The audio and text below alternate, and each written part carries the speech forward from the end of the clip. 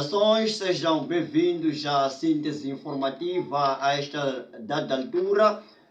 Começamos com o nosso jornal principal, que é o ASTV News, onde trazemos informações daquilo que acontece a nível nacional e internacional. Estivemos ausentes por um período de tempo, mas estamos cá de volta a transmitir as informações e vamos ao que interessa, pois os caríssimos telespectadores é de bom que estejam bem informados. A primeira notícia é mesmo esta, na Avenida 24, na Avenida da Angola, ocorreu um acidente envolvendo duas viaturas de passageiros e acabou resultando em 2 óbitos. A sinistralidade aconteceu na cidade de Maputo. Um violento acidente ocorreu na Avenida Angola, na hora da ponta na cidade de Maputo, na qual uma viatura teria embatido num muro e tudo indica que seja excesso de alta velocidade. Eu saí do Spamanini para o museu, mas antigamente estavam a fazer tipo de corrida. E uma outra que descia do Spamanini para Boquiço, vazio. Se embateram aqui, perdeu o controle esse do museu. Se embateram aqui em frente da Rua 13, na Avenida de Angola. E subiu o passeio, subiu o passeio e veio travar com o muro do vizinho aqui. Neste caso eram 3 transportes semicoletivos? Sim, eram 3 minibuses semicoletivos. Uma de Boquiço, depois uma de Zona Verde, e essa do Museu Spamanini, esse que vinha cheio de passageiros. E este que vitimou a estas pessoas que acabou entrando aqui? Sim, Museu Spamanini. Éramos 2 ou 3 pessoas. Inclusivamente, uma das pessoas que vinha a subir foi ferida. Eram 2 chapas que vinham a subir e o terceiro a descer. Os 2 chapas que vinham a subir, um a fazer barreiras ao outro. Calhou a fazer barreira, um foi embora, o outro precipitou-se, bateu o chapa que vinha a descer e projetou-se para cima deste muro. Agora imagina a velocidade que vinha, né? No local... houve mortes e feridos. Quantas pessoas, mais ou menos? Pelo menos, já acompanhei pelo menos 4 que nem se mexiam. Uma das pessoas nem vinha no chapa, é a tal pessoa que vinha a subir. As vítimas, entre 22 a 72 anos, foram prontamente socorridos e levados ao Hospital Central de Maputo, onde recebem atendimento médico. Os restantes são fraturas que já estão estabilizadas e outros estão mesmo em observação, com feridas que estão a fazer as devidas limpezas, sutura e penso, possivelmente pode beneficiar de alta. Agora é prematuro dizer quantos vão ter alta, porque ainda estamos a avaliar. Oportunamente poderemos nos pronunciar quantos vão ter alta para casa, os que vão manter internados. O grave é que teve uma amputação traumática da perna direita, houve fratura do osso, lesão de todos os tecidos moles. O paciente chegou em choque, mas teve um pronto-socorro à chegada, canalizamos as veias, fornecemos fluidos e pedimos o sangue para a transfusão imediata. E o Hospital Central de Maputo diz que este tem sido um mês sangrento, visto que é o 4º acidente a ocorrer na região de Grande Maputo, na qual as vítimas têm sido atendidas naquela unidade sanitária. Em Maracuene ocorreu um embate entre um caminhão e uma viatura de semicoletivos que acabou resultando em feridos e alguns feridos ligeiros. 8 pessoas terão sido feridas, entre graves e ligeiros, após o embate entre um caminhão e um transporte de semicoletivos na principal estrada N1 em Maracuene, deixando um susto para os que estavam por ali presentes. A ultrapassagem irregular por parte da viatura de transportes semicoletivo de passageiros. Esta situação é uma situação negativa, visto que a maior parte dos transportadores semicoletivo querem ganhar tempo, acabam não observando, sobretudo, as regras. E as autoridades encontram-se preocupadas com as altas velocidades verificadas num período em que a visibilidade no período matinal tem sido difícil. E também estamos num tempo totalmente muito perigoso, do inverno. A visibilidade, sobretudo, é muito reduzida. Há necessidade de cada condutor que circular na via pública poder, sobretudo, verificar o estado do clima e conduzir, sobretudo. O condutor deve abrandar a marcha, colocar as luzes de nevoeiro. Caso não os tenha, deve acender, sobretudo, o sinal de emergência.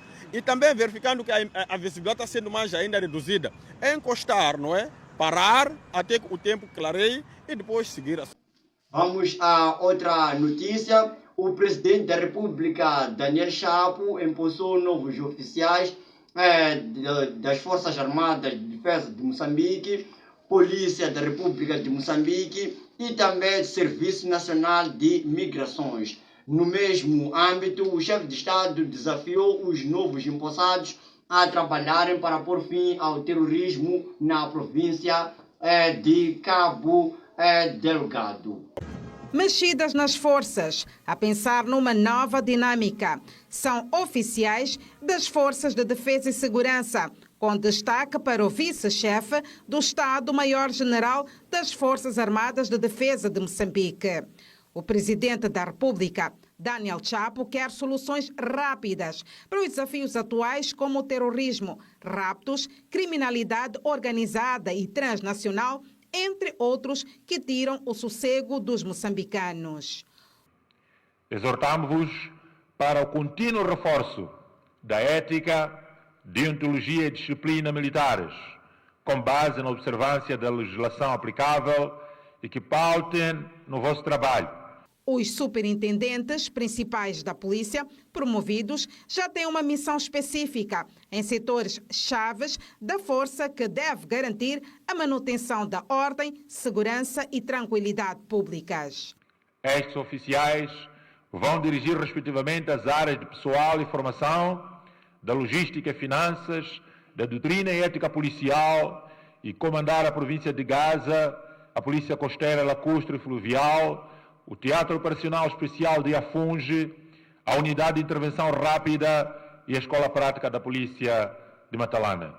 O Serviço Nacional Penitenciário entra para a história com patenteamento pela primeira vez dos primeiros adjuntos do Comissário da Guarda Penitenciária. Neste ato cerimonial, o presidente da República, Daniel Chapo, disse aos novos empossados do Serviço Nacional Penitenciário que serão os responsáveis pela implementação das pulseiras eletrônicas aos reclusos para reduzir a superlotação das cadeias. A quando da nossa investidura, referimos a necessidade de implantação de pulseiras eletrônicas no quadro da modernização e aplicação das tecnologias de informação e comunicação na gestão penitenciária. É a prioridade para os empossados consolidar a paz em Moçambique. Precisamos de cada vez mais do que estamos a fazer, aumentarmos mais as capacidades que é para permitir a solução do problema que hoje estamos a enfrentar. O que está no tópico das prioridades são os 4 pilares das Forças Armadas: a formação, a logística, o combate ao terrorismo e a disciplina e ordem. O tráfico de drogas e de seres humanos, os raptos, a imigração ilegal, a desordem pública, os acidentes de viação, bem como o resgate da confiança das comunidades, são outros desafios que devem ser superados pelos recém-empossados. Continuamos com as informações. Moçambique diagnosticou mais 17 casos de varíola dos macacos nas últimas 3 semanas. O número de casos confirmados da Mpox continua a subir no Niassa, única província afetada. Também chamada de varíola dos macacos, é caracterizada por bolhas que facilmente espalham-se para outras áreas do corpo, causando feridas. De 3, o número subiu para 17. Dos 17 pacientes confirmados, todos eles atualmente evoluem de forma satisfatória e pensamos que nos próximos dias, uma vez que eles cumpram os 21 dias de isolamento, portanto, eles gradualmente começarão a ser dados alta do isolamento. Dos 17 casos confirmados, 7 são do sexo feminino e os restantes 10 do sexo masculino, com idades que variam dos 17 aos 38 anos. Nosso país tem aquelas fronteiras formais onde conseguimos colocar colegas da vigilância, mas também tem vários pontos que são usados para a entrada e saída, que muitas das vezes não estão sob nosso controle. Aí é o grande desafio. Por isso que dizia que nós reforçamos a nossa vigilância na comunidade.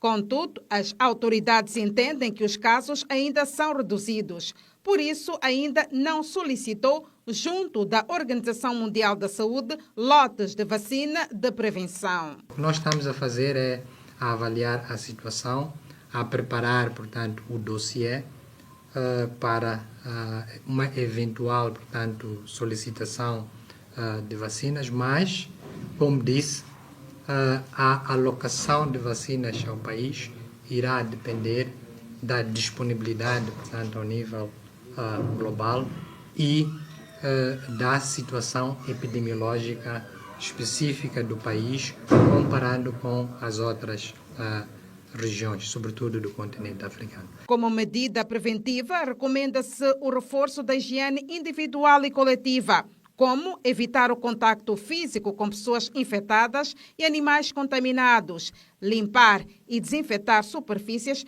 possivelmente contaminadas. 15 pessoas morreram na província de Tete devido ao conflito homem-fauna-bravia. Isto teria acontecido no Parque Nacional situado naquela província central do país. Este é o Parque Nacional de Magwe. Habitam dentro desta área de conservação mais de 35 mil famílias, o que tem gerado vários casos de mortes por ataques de animais. O elefante é o que mais tem matado, situação que nos últimos tempos foi agravada pelo fenômeno tropical El Niño. A mata já está a começar a ficar vazia, não há comida. O elefante é herbívoro, não apanha comida, mas encontra nas hortas. Então o que ele faz? Vai conflituar, vai lutar com os donos das hortas. Porque o elefante já provou o que nós produzimos na horta, é gostoso e já não quer sair. Mas perto da horta tem água. Então ele está à procura também de água. Onde é que tem água? É nesta margem da Albufeira. É perto dos rios. As autoridades do Parque Nacional de Magwe, que defendem a conservação da biodiversidade, dizem estar a trabalhar com as comunidades para conter e combater os casos de conflito homem-animal, sem prejudicar a fauna e nem o lado humano. Não procure afugentar. O que faz as comunidades é, viu o elefante, apareceu o celeiro. O elefante está a ir ao celeiro, destruir ou comer comida do celeiro. Quer afugentar, não tem capacidade. É melhor esperar outro ano produzir do que perder a vida. É uma das coisas que nós aconselhamos às comunidades. Fiquem calmos e procurem não estressar o animal. Esta é uma das principais táticas que as comunidades devem aplicar. Enquanto isso, os casos de caça furtiva tendem a reduzir de forma significativa. Uma das coisas também que faz com que tenhamos animais a passearem por ali, sentem uma relativa tranquilidade. Reduzimos, podemos arriscar dizer, em 40% o nível de caça furtiva. Mas, por outro lado, há que reconhecer que esta área de conservação é propícia para o turismo de contemplação, dada a rica flora e fauna que possui. Para além do elefante, a floresta fóssil é uma das grandes atrações para o turismo, uma potencialidade que deve ser mais capitalizada e gerar divisas para o Estado. O Parque Nacional de Magwe possui uma das maiores florestas fósseis ao nível da África Austral. Há mais de 3 milhões de anos, estas pedras eram troncos provenientes daquela árvore. Chama-se Mopane. As pedras representam uma transformação milenar do que era vegetal e passou a ser rocha. O Parque Nacional de Magwe em Tete é dos poucos lugares onde estas marcas podem ser encontradas. Moçambique defende medidas esforçadas e bilaterais entre o país e a Tanzânia para combater o terrorismo na região norte do país. Isso foi deixado em claro numa cimeira bilateral havida entre os dois países. A sessão da Comissão Conjunta Permanente de Defesa e Segurança, que decorre na cidade de Maputo, reúne os ministros da Defesa de Moçambique e Tanzânia e visa passar em revista o grau de implementação das decisões decorrentes da 5ª sessão realizada em 2023 na capital da Tanzânia, Dar es Salaam. A presente reunião é um testemunho inquestionável do nosso compromisso para com os valores nobres dos nossos dois países, no domínio da defesa e segurança. Valores estes que constantemente reforçamos neste fórum de cooperação que tem como base as boas e históricas relações de irmandade e amizade existente entre Moçambique e a Tanzânia. Também são definidas novas ações para enfrentar os desafios comuns nos setores de defesa e segurança. A reunião é uma oportunidade para, mais uma vez, passarmos em revista as ações de cooperação em curso, bem como para avaliarmos o nível de cumprimento das decisões decorrentes da última sessão realizada em setembro de 2023 em Dar es Salaam, Tanzânia. Nesta sessão de peritos, em preparação à nossa reunião ministerial, devemos identificar os entraves que impedem o cumprimento dos compromissos assumidos na sessão anterior, o que dificulta a criação de novas estratégias para fazer face aos desafios da defesa e segurança. O Comitê de Segurança de Estado deve estar atento no combate ao terrorismo na fronteira comum entre os dois países. A nível do Comitê da Segurança Pública, que as autoridades de reafirmação da fronteira dos dois países prestem maior atenção à necessidade de envidar esforços para a continuidade do processo de reafirmação da fronteira do rio Rovuma através da identificação e demarcação da linha mediana do rio. Ao Comitê de Segurança do Estado, lanço o desafio com vista ao incremento de operações conjuntas no combate ao terrorismo. A reunião ministerial, a ter lugar no dia 31 de julho, será presidida pelo Ministro da Defesa Nacional de Moçambique, Cristóvão Nchumi, e co-presidida pela Ministra da Defesa e do Serviço Cívico da Tanzânia, Stergomena Tax. Continuamos com as notícias e vamos, claro, deixando aqui passar algumas notícias importantes daquilo que está a acontecer. Na jornada 6 do Moçambola, o ferroviário de Maputo e o ferroviário da Beira terminaram empatados a 0 bolas, num daqueles que era jogo importante da jornada do Campeonato Nacional Moçambola. Foi um jogo em que a primeira parte não teve muito para contar. Tanto o Ferroviário da Beira como o seu homónimo de Maputo mostraram alguma apatia própria de equipes que estão a pagar a fatura das constantes paragens da principal prova futebolística do país. A falta de ritmo notou-se em que nos primeiros 45 minutos não se registrou nenhum remate enquadrado com a baliza. Na segunda parte, os locomotivas do Chiveve entraram algo determinados em mudar o rumo dos acontecimentos, mas a falta de eficácia dos seus dianteiros e a muralha defensiva do Ferroviário de Maputo não permitiu que tal acontecesse. As substituições feitas quer por uma como por outra equipe técnica não mudaram o resultado do jogo. Aquilo Marcelino fala de um resultado fora das cogitações da sua equipe. Não foi um resultado que estava dentro das nossas aspirações. O objetivo, claro, nós tínhamos era de vencer o jogo. Empatámos o jogo em que nós tivemos tudo controlado, um jogo que a gente fez tudo para ganhar, sobretudo na segunda parte, só deu o Ferroviário da Beira. Carlos Manuel falou das paragens constantes que tiveram um impacto negativo na prestação das duas equipes. Estas paragens não beneficiam em nada as equipas, a forma de programação do seu trabalho para os jogos. Penso que há que se repensar para o futuro, haver melhor organização. Adeptos do Ferroviário da Beira mostraram-se felizes com a atuação da sua equipe, mas desiludidos com o resultado. Eu estou satisfeito porque a minha equipa tentou ganhar, mas foi impossível, mas o jogo mesmo foi bom. Sim, sim. O que faltou para o Ferroviário? Faltou a sorte. Sim, jogou por muito bem, mas faltou a sorte. Foi bom. Tivemos a oportunidade, mas não conseguimos concretizar em gol. Valeu. Esperava por este resultado? Não. Esperava melhor do Ferroviário, mas não foi possível. Com este resultado, o Ferroviário da Beira passa a somar 9 pontos, enquanto que o seu adversário desta tarde 11 pontos. Na próxima jornada, os locomotivas de Chiveve deslocam-se a Niassa para medir forças com o seu homónimo de Lixinga e o Ferroviário de Maputo defronta ao Costa de Sol.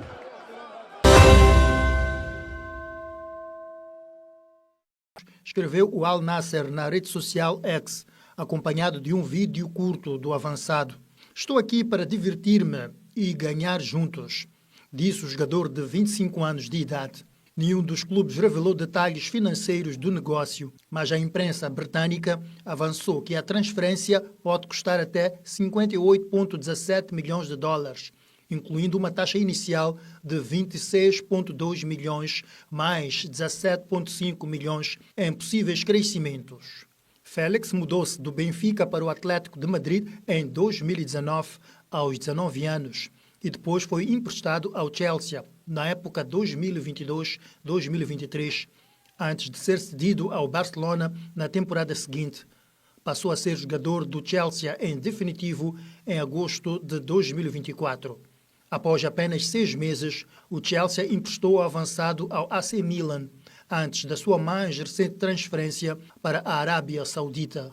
João Félix vai jogar ao lado do capitão da seleção portuguesa, Cristiano Ronaldo, no Al Nasser, que é treinado pelo compatriota Jorge Jesus.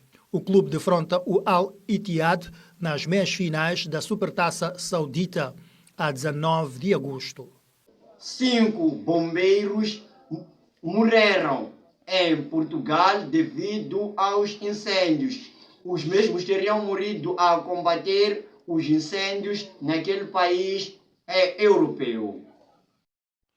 Em Ponta da Barca, em Lindoso, os incêndios continuam difíceis de apagar, principalmente devido ao difícil acesso ao local e aos ventos fortes que têm se feito na região portuguesa.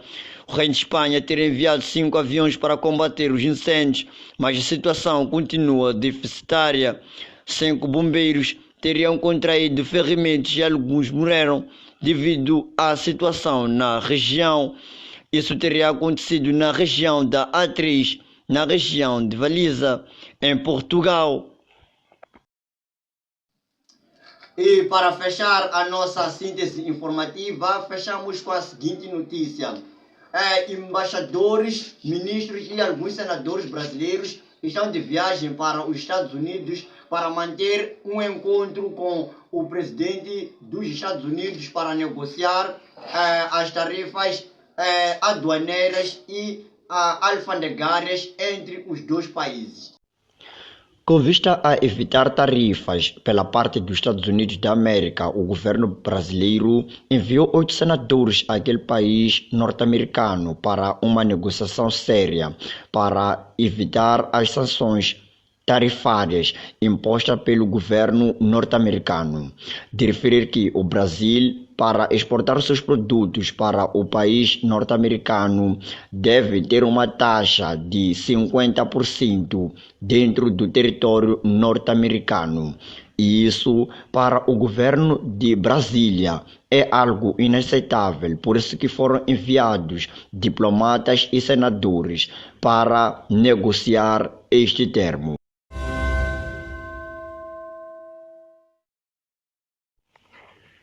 Da reunião havida entre a União Europeia e os Estados Unidos da América acerca das negociações sobre taxas alfandegárias e do livre comércio internacional, saiu algo de positivo.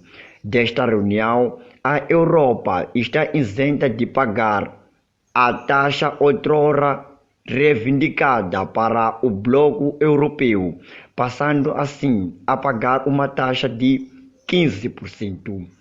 Esta rubrica foi rubricada pelos Estados Unidos da América e pela própria União Europeia, o que não deixa de parte de ser algo satisfatório para os países do velho continente e principalmente da zona euro. Diversos produtos europeus são exportados anualmente para a Europa, com um valor estimado em cerca de 193 bilhões de dólares. E, assim, a União Europeia, tal como os Estados Unidos, sairão a ganhar com este acordo. Elidio Hernandes para a ASTV. Aliás, desculpa, temos que essa era a última notícia, não é a última notícia, mas sim a última notícia é essa. A ajuda humanitária já começa a chegar em Gaza. Mais de 120 caminhões transportando alimentos e vários utensílios estão a chegar naquela região da faixa de Gaza, na parte oriental de Israel. A imagem de Osama al-Hakab, de 5 anos, rodou o mundo como um símbolo da crise humanitária na faixa de Gaza. Hoje, o governo israelense revelou que Osama tem fibrose cística, uma doença genética rara, e que, com o apoio de Israel, ele e a mãe deixaram o território palestino no mês passado para continuar o tratamento na Itália. O Ministério das Relações Exteriores israelense declarou: uma criança doente, uma foto sequestrada, uma mentira que se espalha mais rápido do que a verdade. Também hoje, as forças de defesa de Israel divulgaram novas imagens do que seria a cozinha dos terroristas em túneis de Gaza, com alimentos frescos e até um bolo. Já este outro vídeo da chancelaria israelense mostra uma feira de alimentos em pleno funcionamento na região. Israel suspendeu as operações militares em 3 áreas importantes da faixa de Gaza para facilitar a entrada de alimentos no território palestino. Ontem, no primeiro dia da trégua, 120 caminhões de ajuda humanitária fizeram entregas na região e mais 180 estão na fila de distribuição. Pelo ar, as entregas acontecem desde sábado e países como Alemanha e Espanha anunciaram que vão participar das operações. O presidente Donald Trump disse hoje que os Estados Unidos vão criar um centro de comidas em Gaza. O americano declarou ainda que o Hamas não quer libertar os reféns e que a guerra contra o grupo terrorista vai ser diferente a partir de agora. E estas foram as notícias a esta altura. É com prazer que nós ficamos por aqui. Obrigado pela síntese e por estar conosco na ASTV News. E obrigado a todos que têm acompanhado a programação da ASTV News. Eu fico por aqui, agradeço a todos que têm acompanhado, sinceramente, as nossas publicações, ao nosso pai Bundani, agradeço imensamente à comunidade de Matendene, ao núcleo de Zimpeto e, claro, a todos os demais que têm acompanhado a nossa programação. Fique conosco e nós estaremos aqui convosco para vos informar dia e noite daquilo que acontece a nível do país. Obrigado, até a próxima.